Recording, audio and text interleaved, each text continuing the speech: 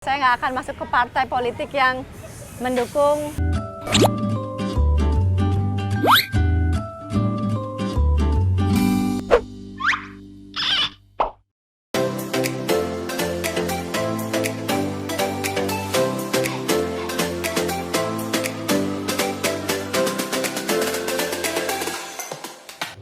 Asik kalau belum kenal politik, Sobat Medcom, di sebelah saya sudah berdiri seorang caleg DPR RI dari DKI Jakarta 1. Ya. Wanda Hamidah, apa kabar? Baik, alhamdulillah, apa kabar? Baik juga. Ini padat banget, kita lagi nyamperin bahwa dia di dapilnya ini Kelurahan Keramat Jati. Ya. Kelurahan Keramat Jati. Tadi habis nemenin Mbak Wanda sosialisasi bareng warga juga. Kegiatannya gimana sih Mbak biasanya kalau sosialisasi belusukan gitu?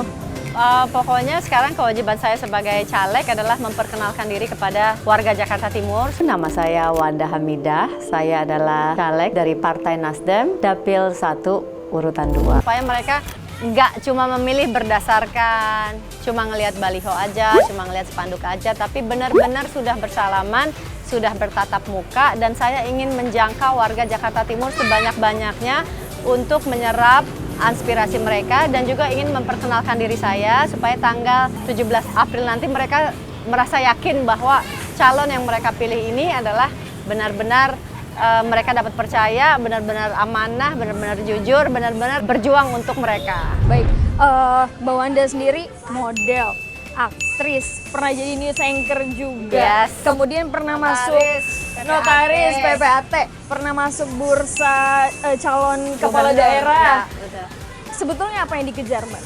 Saya ingin bermanfaat untuk masyarakat gitu, jadi nggak cuma untuk saya secara pribadi dan keluarga aja, tapi ingin lebih banyak bermanfaat untuk masyarakat. Di tahun 2014 Mbak Wanda sempat berbeda pendapat dengan Partai Amanat Nasional. Ya, itu salah satu mengapa saya tidak mencalonkan diri lagi juga.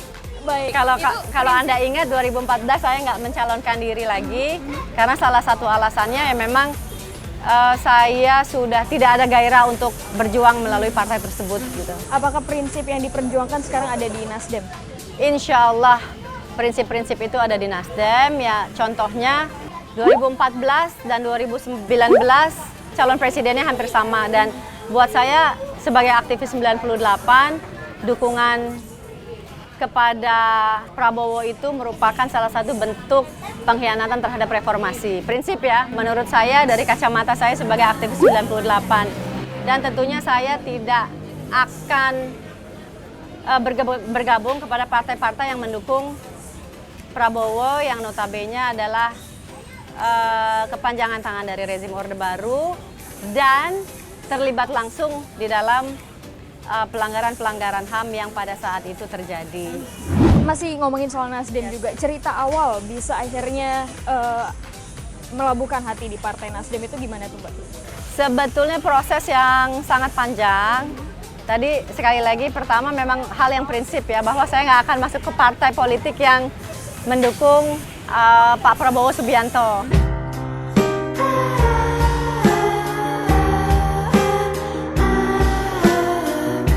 Karena hal-hal prinsip ya, bukan like or dislike. Secara pribadi nggak ada masalah, tapi secara sejarah, apalagi saya lahir dari rahim aktivis 98 dan merasakan sendiri kejahatan-kejahatan HAM tersebut, saya nggak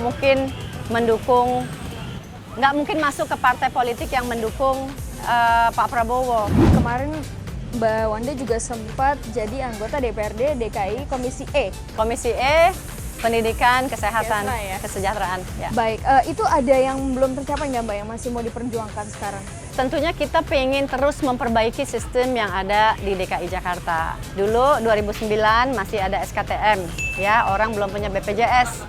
Sekarang ada perubahan di tengah-tengah saya menjadi wakil rakyat, ada perubahan, orang udah mulai beralih ke BPJS. Dulu sekolah negeri belum gratis seperti sekarang. Sekarang alhamdulillah sekolah negeri tidak lagi ada pungutan-pungutan yang memberatkan. Jadi alhamdulillah sudah semakin baik, walaupun masih banyak juga yang harus diperbaiki. Kayak BPJS, saya ingin menyempurnakan sistem BPJS, insya Allah kalau saya terpilih nanti di DPR RI. Kalau sekarang kan BPJS memang udah baik sekali, tapi memang kalau dilihat sistem antrian kok masih pagi daftar, kemudian sore baru datang. Kemudian banyak obat-obatan yang tidak di-cover. Nah, ini juga harus menjadi perjuangan saya ketika insya Allah kalau saya duduk, kalau ditanya mau kemana, saya tetap mau konsentrasi di Kestra, kesehatan, pendidikan. Masih perjuangannya masih di arah itu.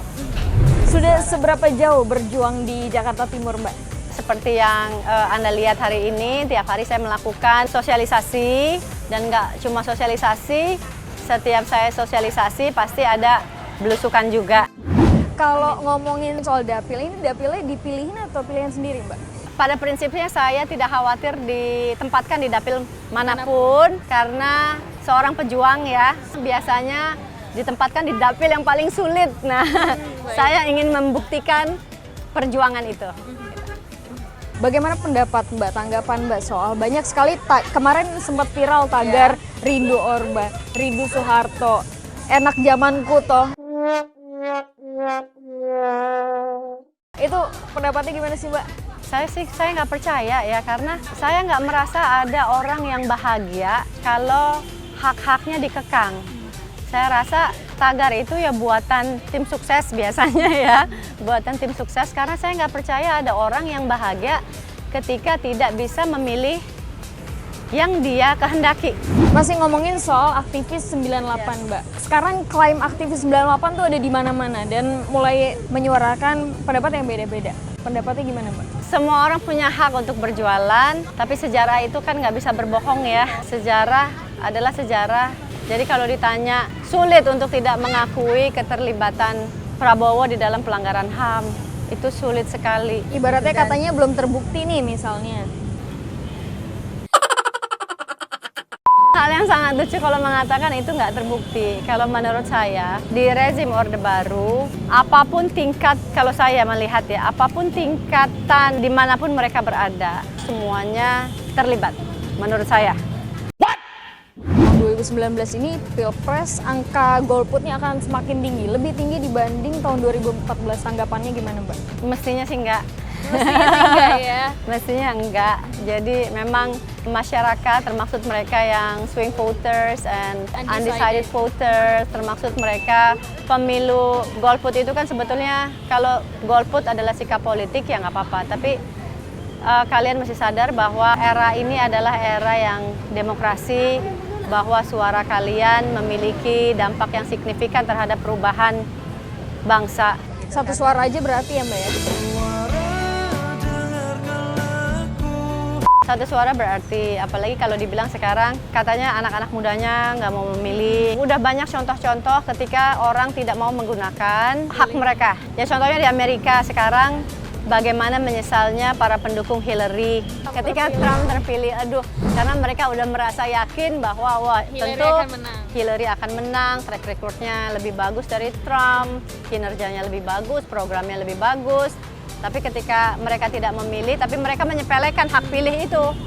Jadi sebetulnya menyepelekan aja, nggak karena prinsip, bukan karena saya golput karena calon yang ini begini, calon yang ini begini, bukan karena itu gitu ya. Tapi maksud saya sekarang jangan menyesal. Terakhir nih, Mbak Wanda, banyak sekali sekarang anak muda yang apatis politik. Tadi Mbak juga sempat menyebutkan, pendapatnya gimana, Mbak? Menurut saya jangan apatis terhadap politik, karena keapatisan itu adalah bentuk pembiaran. Di era demokrasi ini kita peran rakyat ini untuk mengawal pemerintahan sangat penting. Kalau kita nggak mau terulang lagi pemerintahan ini menjadi rezim yang otoriter. Di era demokrasi eksesnya apa? Eksesnya masyarakat harus terlibat secara langsung. Baik demonstrasi dibolehkan, dulu demonstrasi nggak dibolehkan. Dengar pendapat bisa, kita mau protes, di media sosial juga bisa. Mau datang ke DPR juga diterima, ya kan, ke Kebon Siri saya sering terima mahasiswa. Mau datang ke DPR RI juga diterima, dipakai. Jadi demonstrasi ini artinya pengawasan ini harus melibatkan masyarakat, dan masyarakat harus terlibat. Karena dengan kita apatis, dengan kita tidak mau terlibat, pemegang kekuasaan ini akan terlena. Sehingga saya bikin kebijakan asal-asalan aja. Toh nggak ada yang peduli, nggak ada yang protes. Ya kan, dan ini nggak bagus untuk demokrasi. Ini bisa mematikan demokrasi itu sendiri. Jadi kalau mereka udah nggak peka lagi terhadap kepentingan masyarakat, saya khawatir dengan masa depan negara Indonesia ke depannya kalau kaum mudanya apatis. Kaum muda, jangan apatis. Kita doakan semoga pemuda-pemuda makin melek politik nih, supaya bisa ikut berpartisipasi. Seberapa greget sih Mbak Wanda? Tadi kan ada warga minta amplop. Terus? Gue kasih aja kalender, kan lebih bermanfaat.